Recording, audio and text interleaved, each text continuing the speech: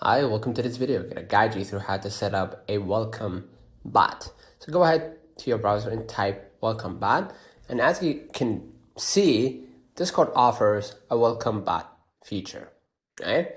So all you got to do is just go ahead and link the welcome bot to your server. So I'm going to hit the plus button.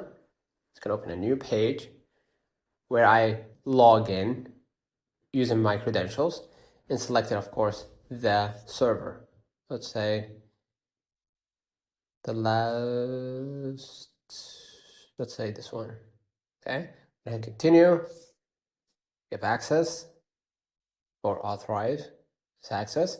Now, the welcome bot has been authorized and added to this server, right? Basically, that's it, right? So consider liking this video, subscribing. You can use the welcome channel inside your server and customize your greeting message. So, till next time, see you.